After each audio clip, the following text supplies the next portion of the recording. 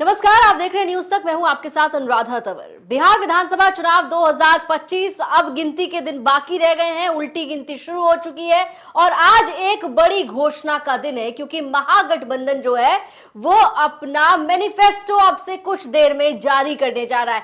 क्या कुछ होगा महागठबंधन के मैनिफेस्टो में? क्या वही गारंटीज और वही वायदे होंगे जो तेजस्वी यादव करते आ रहे हैं, या कुछ सरप्राइज एलिमेंट भी होगा? कुछ ऐसे वायदे और ऐसी घोषणाएं हो जाएंगी जिससे चुनाव बदल जाएगा, पलट जाएगा, ये देखना काफी महत्वपूर्ण रहेगा। इस बीच खबर यह भी है कि राहुल गांधी अपना प्रचार अभियान कल से शुरू कर रहे हैं और 7 नवंबर तक वो बिहार में प्रचार करते हुए नजर आने वाले हैं। यानी कि एक बड़ा दौरा राहुल गांधी का तय हो गया है बिहार को लेकर। इस पर बात करेंगे तफसील से। हमारे साथ वरिष्ठ पत्रकार विजय विद्रोही जुड़ गए हैं। विजय जी, बहुत स्वागत आपका। शुक्रिया जी, बहुत। आज की बड़ी खबर तो यही है कि महागठबंधन अपना मैनिफेस्टो अब से कुछ देर में जारी करने वाला है और हर किसी की नजर इसी बात पर है कि इस मैनिफेस्टो में क्या कोई नई घोषणा भी होगी। जी हाँ, यही एक बिंदु बचा है, क्योंकि ज्यादातर घोषणाएं तो जो हो चुकी और जिनको तेजस्वी अपने हिसाब से दोहराते रहे, कांग्रेस अपने हिसाब से दोहराती रही है। लेकिन इसका मेन तो पर्पस ये है कि ये जनता के बीच ये मैसेज आए कि महागठबंधन के सारे साथी एक हैं, मसलों पर सहमत हैं और कॉमन मुद्दे उन्होंने उठाए हैं और उनको कॉमन मुद्दों को लेकर कॉमन विकल्प उन्होंने सामने रखे हैं। अब जनता इनके पर कितना यकीन करती है, कितना यकीन नहीं करती, वो तो अब 14 नवंबर को पता लगेगा। लेकिन आउट ऑफ बॉक्स आइडिया दो तीन तेजस्वी यादव ने सामने जरूर रखे हैं। एक, हम्म। हर घर नौकरी, भर भर नौकरी वाला। दूसरा, बीजेपी की लाइन छोटी करने के लिए जीविका दीदी को 1 लाख जीविका दीदियों को परमानेंट करना, 30,000 रुपया करना और उस योजना को विस्तार देना। आमतौर पर होता है कि कोई एक पक्ष अगर योजना घोषित कर देता है तो दूसरा पक्ष थोड़ा सा हिचकता है। लेकिन यहाँ तो जैसे चीटिंग होती रही है ना, वैसे वो चीटिंग होती रही है, जैसा तेजस्वी भी आरोप लगाते रहे। अब तेजस्वी ने पहले शायद 200 यूनिट का ऐलान किया था। हम्म। फिर नीतीश ने 125 यूनिट मुफ्त देने का ऐलान कर दिया। तो ये एक तरह से 50,000 करोड़ की रेवड़ियां एक तरफ से हैं और दूसरी तरफ का तो हिसाब लगाना मुश्किल है। तेजस्वी इतनी घोषणाएं कर चुके हैं।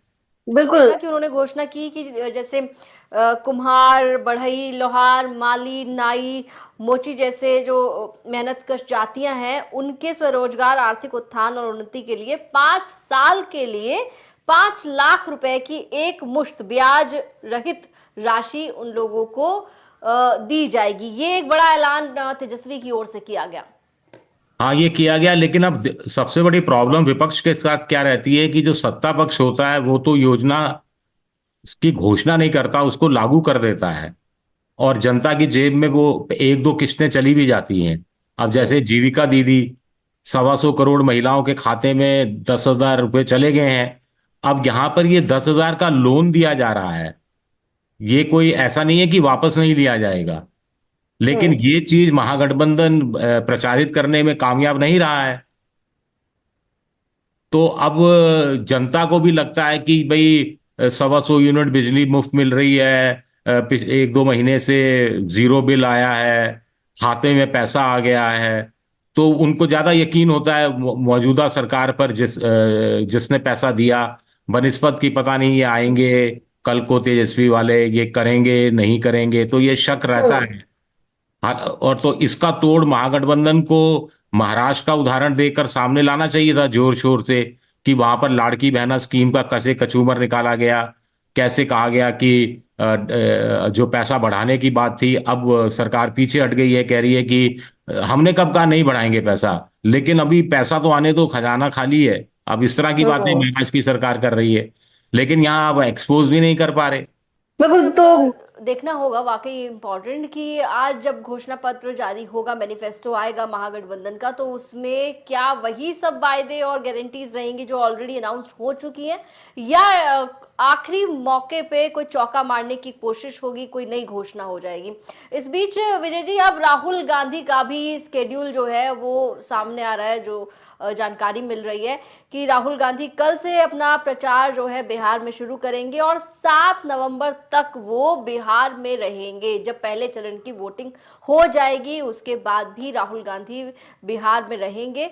एक लंबा उनका दौरा जो है वो बिहार के लिए तय हो गया है। अब सवाल ये है कि राहुल और तेजस्वी की ये जो जोड़ी है वो क्या वाकई बिहार की जनता को अपनी तरफ लाने में कामयाब हो पाएगी, असर डाल पाएगी और सामने जो नीतीश मोदी की जोड़ी है उसको टक्कर दे पाएगी?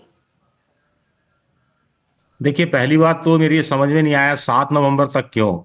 दूसरे चरण का चुनाव 11 को है, 9 की शाम को मतदान खत्म होगा प्रचार। तो 7 की जगह आप 48 घंटे और भी बिता सकते हैं। हम्म। दूसरी बात यह है कि संयुक्त रैलियां कितनी होंगी। तीसरी बात यह है कि वोट अधिकार यात्रा के दौरान गाड़ी चला रहे थे तेजस्वी यादव और राहुल बगल में बैठे थे, मोटरसाइकिल चला रहे थे तेजस्वी यादव, पीछे राहुल गांधी बैठे हुए थे। ये सारे नज़ारे देखे बिहार की जनता ने और उनके दिल में भी उतरा ये जोड़ी। लेकिन इसके हम्म। बाद राहुल गांधी का कोलंबिया जाना हो गया, पीछे से सीट शेयरिंग का मसला थोड़ा सा उलझा, फिर राहुल गांधी बिल्कुल गायब हो गए। फिर खुद नहीं, एक खुद की जगह उन्होंने अशोक गहलोत को भेजा, अशोक गहलोत ने मामला सुलझाया। फिर मीडिया में ये चर्चा चल के निकली कि तेजस्वी और राहुल गांधी टॉकिंग टर्म्स में नहीं है। जनता के बीच हम्म। भी ये मैसेज ठीक नहीं गया। तेजस्वी यादव ने घर घर नौकरी वाली इतनी बड़ी घोषणा अकेले कर दी। तो उसको लेकर तो कुछ चीजें, संशय जैसी चीजें पैदा हुई हैं। अब इसकी भरपाई तो इसी रूप में हो सकती है कि संयुक्त रैलियां करें ज्यादा से ज्यादा, या बड़ी प्रतिनिधि रैलियां करें और उसके माध्यम से मैसेज देने की कोशिश की जाए। क्योंकि सिर्फ महागठबंधन के पक्ष में प्रचार नहीं करना है। अ, महागठबंधन के अंदर वामपंथियों का तो वोट आसानी से ट्रांसफर हो जाएगा, इसमें तो कोई दिक्कत है ही नहीं। लेकिन राजद का और कांग्रेस के बीच में वोट ढंग से ट्रांसफर हो। अभी भी कुल मिलाकर मैं आज ही एक अखबार में पढ़ रहा था कि 11 सीटें हैं, ऐसी हैं अभी भी महागठबंधन में जहां हम्म। फ्रेंडली फाइट हो रही है। ये बात और है कि बीजेपी में भी करीब 2 दर्जन से ज्यादा सीटें ऐसी हैं जहां पर बागी मजबूती से एनडीए की नाक में दम किए हुए हैं। तो खैर, अभी हम महागठबंधन की बात कर रहे हैं। ये जानकारी मिल रही है विजय जी कि राहुल गांधी और तेजस्वी यादव जो हैं वो एक साथ संयुक्त रैली करेंगे मुजफ्फरपुर और दरभंगा में। पहली उनकी संयुक्त रैली होगी। तो इस पहली ही रैली से एक बड़ा संदेश देने की कोशिश जो है वो राहुल गांधी तेजस्वी यादव तो करेंगे, बल्कि एक महागठबंधन की तरफ से भी मैसेजिंग होगी। हाँ, अगर ऐसा है तो जनता में कोई एक पॉजिटिव मैसेज देने की कोशिश कर सकते हैं। जनता को कन्विंस कराने की जरूरत है कि आखिर हमारा हमारा से मतलब महागठबंधन का सत्ता में आना क्यों जरूरी है, और महागठबंधन सत्ता में आने के बाद जो वादे कर रहा है उन वादों को कैसे और किस तरह और टाइमलाइन के साथ पूरा करेगा। यहाँ पर तेजस्वी ने बार बार कहा है कि वो 20 साल आपने नीतीश को दिए, हमें सिर्फ 20 महीने दे दीजिए। ये बड़ा कैची सेंटेंस है। दूसरा, हम्म। जो तेजस्वी यादव कह रहे हैं कि साहब 17-18 महीने में डिप्टी चीफ मिनिस्टर रहा, मैंने ये सब कर दिखाया था, 5 लाख लोगों हम्म। को नौकरी देने का काम कर दिया था। तो ऐसा नहीं है कि ये मैं लोगों की उम्मीदों पर खरा नहीं उतरा हूं। तो इस तरह की बातों से वो जनता को कन्विंस करने की कोशिश कर रहे हैं। और राहुल हम्म। गांधी तो अब इंडिया भर का चेहरा बने हैं, इंडिया भर से मतलब इंडिया गठबंधन का हम्म। चेहरा है। और उनके आने से माहौल जरूर बदलेगा। प्रियंका गांधी हम्म। भी होंगी तो माहौल बदलेगा, इसमें तो कोई दो राय नहीं है। अब देखते हैं कि वो निर्णायक माहौल बदलता है या फिर गाड़ी बीच में छूट जाती जी है। देखिए, हमने उत्तर प्रदेश में जब विधानसभा के चुनाव हुए थे तब भी दो नेताओं की जोड़ी देखी थी, दो लड़कों की जोड़ी कहा गया था उस वक्त, राहुल गांधी और अखिलेश यादव की। लेकिन वो जोड़ी जो है वो जो मैजिकल परफॉर्मेंस की एक्सपेक्टेशंस थी उस जोड़ी से वैसा कुछ हुआ नहीं था वहां पर। लेकिन इस बार अगर हम बिहार की बात करें तो बिहार का चुनाव, तमाम जो विश्लेषक हैं उनकी नज़रों में भी ये है कि चुनाव बहुत क्लोज जा सकता है। चुनाव जो है हो सकता है कि यहाँ पर क्लियर मैंडेट ना आए, क्योंकि प्रशांत किशोर भी एक बड़ा फैक्टर माने जा रहे हैं। और इस बार का इलेक्शन क्योंकि एसआईआर हुआ, वो तमाम चीजें हुई, तो इस बार के चुनाव को लेकर ये कहा जा रहा है कि ये चुनाव वाकई बहुत कुछ देखने और दिखाने वाला चुनाव है। ऐसे में तेजस्वी राहुल का साथ आना, मैसेजिंग करना, और ना सिर्फ आप जातियां या धर्म को साधने की कोशिश कर रहे हैं, आप अलग अलग वर्ग के लोगों को, खासकर महिलाओं और युवाओं को अपने साथ जोड़ने की कवायद कर रहे हैं। तो ऐसे में ये हो सकता है कि ये टर्निंग पॉइंट हो चुनाव का। अब ये तो 14 नवंबर को पता लगेगा कि टर्निंग पॉइंट क्या क्या रहा और किसके पक्ष में क्या क्या टर्निंग पॉइंट रहा। हम्म। लेकिन जैसे आपने उत्तर प्रदेश का जिक्र किया, अखिलेश और राहुल गांधी की जोड़ी का, खाट यात्रा का, लेकिन तब वो जातीय समीकरण साध नहीं पाए थे। यहाँ हम्म। तेजस्वी और राहुल गांधी ने और वाम दलों ने जातीय समीकरण बड़ी अच्छे से साधने की कोशिश की है। मुकेश सहनी जो सन ऑफ मल्लाह कहलाते हैं, 46 सीटें ऐसी हैं जहां 5% से ज्यादा मल्लाह का वोट है, उनको डिप्टी चीफ मिनिस्टर बनाकर ईबीसी कम्युनिटी में एक बड़ा पॉजिटिव मैसेज देने की कोशिश की है। तो ये जो नए जातीय समीकरण बन रहे हैं, और प्लस एमवाई हम्म। फैक्टर है, महिला युवा फैक्टर, ये बहुत हम्म। निर्णायक साबित होने वाला है।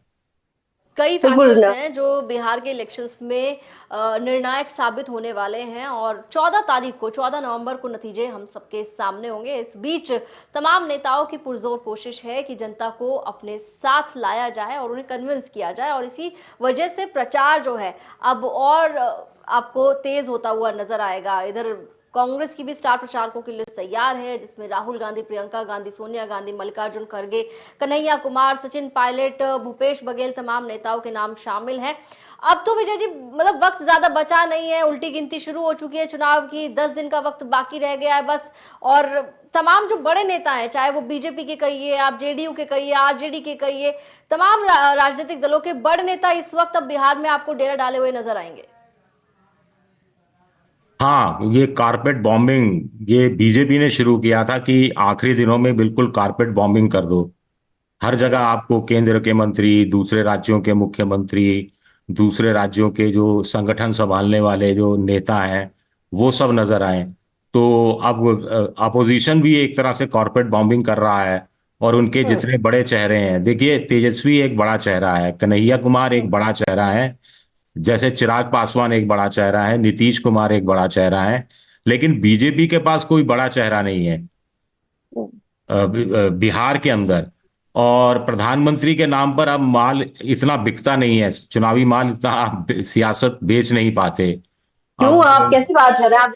के चुनाव देख लीजिए आप, बीजेपी के सबसे बड़े स्टार प्रचारक प्रधानमंत्री नरेंद्र मोदी हैं, और अभी भी बीजेपी जो है वो चुनाव जीत रही है। चाहे आप हरियाणा देख लीजिए, आप महाराष्ट्र का इलेक्शन देख लीजिए, तमाम नतीजे आपके सामने हैं। अभी भी बीजेपी दावा करती है कि प्रधानमंत्री नरेंद्र मोदी के चेहरे पर लोग जो है अभी भी भरोसा करते हैं। सबका साथ सबका विकास वाली बात जो है, उस पर लोग बढ़कर प्रधानमंत्री नरेंद्र मोदी के साथ जुड़ते हैं। देखिए, मोदी की रैलियां विधानसभा चुनाव में कम होती जा रही हैं। अब बिहार में भी देखिए, एक दिन आए, दो रैली की, अब अभी आएंगे वो फिर एक बिहार पटना में रोड शो करेंगे। इस तो कुल मिलाकर पहले चरण से पहले 5-6 रैलियां ही हैं उनकी। एक हम्म। वक्त था कि जब वो बहुत रैलियां किया करते थे, अब उनकी सभाओं की, रैलियों की संख्या बीजेपी ने घटाई है। और बीजेपी को लगता है स्थानीय मुद्दों पर स्थानीय छत्रपों को सामने रखकर चुनाव लड़ा जाए तो बेहतर है, क्योंकि अगर मोदी आते हैं सामने खुलकर, तो फिर डबल एंटी इनकम्बेंसी का भी शिकार हो सकता है एनडीए। क्योंकि 11 साल की मोदी सरकार की भी एंटी इनकम्बेंसी है, अगर 20 हम्म। साल की नीतीश सरकार की एंटी इनकम्बेंसी है तो ये स्ट्रेटेजी बनी है, जैसा कुछ जगह चल मैं रहा है। इसी पर आपसे बात। एंटी इनकम्बेंसी की बात कर रहे हैं विजय जी, रिसेंट हमने इलेक्शंस जो देखे हैं उसमें ऐसा लग नहीं रहा कि anti incumbency is still that bigger factor for the elections. क्योंकि अगर आप दिल्ली की बात कीजिए, अगर हम दिल्ली की बात करते हैं, तो यहाँ पर बीजेपी के लिए कौन चेहरा था, आप बताइए जरा कि किसके चेहरे पर दिल्ली के लोगों ने वोट कर दिया। हमें तो समझ नहीं आया, हम दिल्ली लगातार कवर कर रहे हैं, क्योंकि यहाँ पर तो बहुत बाद में डिसाइड हुआ कि रेखा गुप्ता जो है वो शपथ लेने वाली है। रेखा गुप्ता के नाम की चर्चा भी कहीं नहीं सुनी थी, और कोई बड़ा चेहरा ऐसा था भी नहीं दिल्ली में। अगर हम देखें भी तो प्रधानमंत्री नरेंद्र मोदी के ही चेहरे पर चुनाव लड़ रही थी बीजेपी, और लगातार उनके तमाम नेता भी यही कह रहे थे, जो वीरेंद्र सचदेवा दिल्ली बीजेपी के अध्यक्ष हैं, कि प्रधानमंत्री के नेतृत्व में हम चुनाव लड़ रहे हैं और उनके चेहरे पर हम आगे बढ़ रहे हैं। तमाम जो नेता हैं वो तो कार्यकर्ता की तरह काम कर ही रहे हैं। आप अगर हरियाणा जाइए तो वहां पर जिस तरीके से मनोहर लाल खट्टर को बीच टर्म में ही हटा दिया गया, फिर उनको सेंटर में ले आए, नायब सैनी को कमान सौंपी गई, तो वो आप देख लीजिए। फिर उधर आप चले जाइए राजस्थान, जहां से आप लगातार जुड़ते हैं हमारे साथ, वहां पर देखिए भजन लाल जी का नाम किसी को नहीं पता था, और समझ ही नहीं आ रहा था कि किस तरीके से क्या कॉन्टेस्ट हो रहा है। लेकिन लगातार ये फैक्टर तो बताने में बीजेपी कामयाब रही है कि प्रधानमंत्री नरेंद्र मोदी के चेहरे पर आज भी बीजेपी को जीत मिल रही है। देखिए, दिल्ली में केजरीवाल के खिलाफ एंटी इनकम्बेंसी थी, जिसका फायदा बीजेपी ने उठाया। फिर वो शराब कांड में फंसना, फिर जनता को लगा कि ये एलजी बनाम केजरीवाल इतना झगड़ा है, इससे अच्छा बीजेपी वाले ही सत्ता में आ जाएं तो ये झगड़े तो कम से कम सुलटें। हरियाणा में मनोहर लाल खट्टर के खिलाफ एंटी इनकम्बेंसी थी, तभी तो उनको हटाया गया और नायब सिंह सैनी, एक ओबीसी को मुख्यमंत्री बनाया गया। बाकी खेल हुड्डा और कुमारी शैलजा ने आपस में झगड़कर कांग्रेस का खराब कर दिया। राजस्थान में तो कोई खास बात नहीं हुई, हर 5 साल बाद सरकार बदलती है, इस बार भी सरकार बदल गई। मोदी अगर 50 रैलियां करते तो भी बीजेपी को जीतना था, मोदी अगर एक रैली नहीं करते तो भी बीजेपी को जीतना था। सीटों में ऊपर नीचे 4-5 सीटें ऊपर नीचे हो सकती थी। वसुंधरा अगर राजस्थान में रहती तो 110 की जगह मैं तो आज भी कहता हूं बीजेपी की 135 के आसपास सीटें आती। तो स्थानीय छत्रपों को आप नकार नहीं सकते। आप शिवराज सिंह चौहान ने एक हारा हुआ चुनाव मध्य प्रदेश में बीजेपी की गोद में रख दिया, और अच्छे ढंग से रख दिया था। बाद में उनको हटा उसके लिए तो आपको दिया। क्रेडिट देना पड़ेगा लाडली बहना योजना को। हाँ, लेकिन प्रचार प्रसार तो उन्होंने किया था। उनका हेलीकॉप्टर तो लगातार हवा में रहता था, मतलब वो सुबह से रात तक वो लगातार प्रचार में रहते थे। फिर उनको नकारा गया, उनको मुख्यमंत्री, वो कह रहे वो पॉलिटिक्स में नहीं जाना चाहते। लेकिन बीजेपी ने खुद डिसाइड किया है कि प्रधानमंत्री का इस्तेमाल थोड़ा कम किया जाए विधानसभा चुनाव में, लोकसभा चुनाव में ज्यादा किया जाए। और इस हिसाब से स्ट्रेटेजी हर पार्टी अपने अपने हिसाब से बनाती रही। बिल्कुल। तो अब बिहार में विजय जी लगातार चर्चा कर रहे हैं, अब चुनाव में वक्त ज्यादा रहा नहीं है, आपको लग रहा है कि बिहार में एंटी इनकम्बेंसी एक फैक्टर हो सकता है? इनकम्बेंसी तो रहता है। अब 3 तरह की एंटी इनकम्बेंसी होती है। एक विधायकों के खिलाफ, उसका तरीका आसान है, ज्यादा विधायकों के टिकट काट दो। एक सरकार के खिलाफ, और एक मुख्यमंत्री के खिलाफ। अब बीजेपी कहती है कि हमने एंटी इनकम्बेंसी का तोड़ निकाल लिया है। अब वो तोड़ जो निकाल लिया है उसको लेकर कांग्रेस और विपक्षी दल आरोप लगाते हैं तोड़ वोड़ कुछ नहीं लगाया निकाला, इन्होंने इन्होंने सेटिंग कर ली है, चुनाव आयोग के साथ मिलकर सेटिंग कर लेते हैं। अब यहां भी आरोप लग रहा है कि एसआईआर में जो नाम काटे वो योजनाबद्ध तरीके से काटे गए। तमाम चीजें आरोप लगते रहे हैं ये। अब तो नतीजा बताएगा, खैर जो भी होता है। लेकिन कागजों में देखा जाए तो आज भी एनडीए थोड़ी बढ़त लेते हुए कम से कम मुझे दिखता है। लेकिन सोशल मीडिया पे और इधर उधर जो मैं सुनता हूँ, जयपुर में रहकर जनता की जो बातें सुनता हूँ, वॉक्स पॉपुली हम कहते हैं उसको अपनी टीवी पत्रकारिता की भाषा में, उसमें ज्यादातर लोग बदलाव की बात करते नजर आते हैं। और अगर ये बदलाव की बात बूथ तक पहुंचती है तो फिर कहानी पलट भी सकती है। कहानी पलटे। अब ये तो 14 तारीख को पता चलेगा, लेकिन ओवरऑल अगर विजय जी हम देखें तो मैं आपसे बहुत आखिरी में एक ही सवाल जानना चाहूंगी कि जिस तरीके से अब अगर महागठबंधन की घोषणाओं की बात कर ले, राहुल तेजस्वी के अब साझा संयुक्त रैलियों की बात कर लीजिए, प्रियंका गांधी भी बिहार पहुंचेंगी, तमाम बड़े नेता भी बिहार आएंगे, और महागठबंधन कम से कम इस इलेक्शन में अपनी एकजुटता अब दिखाने में, चाहे आखिर में दिखाई, बीच में सीट शेयरिंग के वक्त पर काफी तनाव हो गया था, लेकिन अब इंटैक्ट होकर वो ये दिखाने की कोशिश कर रहा है कि हम एक साथ हैं, हम एकजुट हैं और हम मिलकर चुनाव लड़ रहे हैं। ये तमाम फैक्टर्स आपको लग रहे हैं कि इस बार के लिए, इस बार के बिहार इलेक्शन में एनडीए को बहुत टफ फाइट देने वाला है? टफ फाइट तो है। अब प्रशांत किशोर जैसा एक नया खिलाड़ी भी है, एक्स फैक्टर है, जिसके बारे में कुछ पता नहीं, किसके बारे में कोई बैकग्राउंड नहीं पता। बैकग्राउंड से मतलब कि पहला कोई चुनाव लड़ा नहीं जिसके आधार पर कुछ रेफरेंस ड्रॉ किए जा सकें। अब पिछली बार 243 में से 52 सीटें ऐसी थी जो 5,000 के कम अंतर, वोट के अंतर से हारी जीती गई थी। हम्म। तो आप देख लीजिए। और अब इन 52 सीटों में प्रशांत किशोर फैक्टर किसी का भी खेल खराब कर सकते हैं। आपको लगता है वो पोटेंशियल प्रशांत किशोर में है कि वो किसी का खेल खराब कर सकते हैं? उनको हालांकि माना अंडरडॉग की तरह ही जा रहा है कि प्रशांत किशोर ये के। लेकिन वो उतने भी उनके कार्यकर्ता जमीन पर उतने भी सक्रिय है नहीं हर जगह बिहार में, या फिर ये कहे कि उतना, क्योंकि पार्टी भी बड़ी नई सी है तो उस लिहाज से उस तरीके से उतनी बड़ी तादाद में उनके पास लोग नहीं है कि वो असर डाल पाने में कामयाब रहे। हाँ, ये बात आपकी बिल्कुल सही है। बस पूरे देश राज्य में है, हर जगह उनके नाम की चर्चा भी हो रही है। लेकिन एक सर्वे ने तो पोल खोल दी, 48% लोगों को यही नहीं पता कि उनका चुनाव चिन्ह क्या है। दूसरी हम्म। बात यह है कि पूरे बिहार में कुछ जगह वो है ही नहीं, नाम मात्र के हैं। कुछ जगह हम्म। वो ठीक ठाक स्थिति में है। कुछ पॉकेट्स में थोड़े से मजबूत हैं, और बहुत कम ऐसे पॉकेट्स हैं वहां जहां मजबूती से चुनाव लड़ रहे हैं।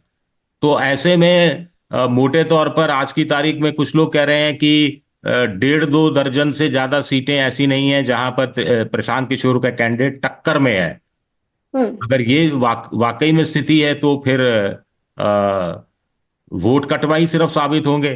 लेकिन वोट कटवे में सबसे बड़ी इंपॉर्टेंट चीज है कि वो किसका कितना नुकसान करेंगे।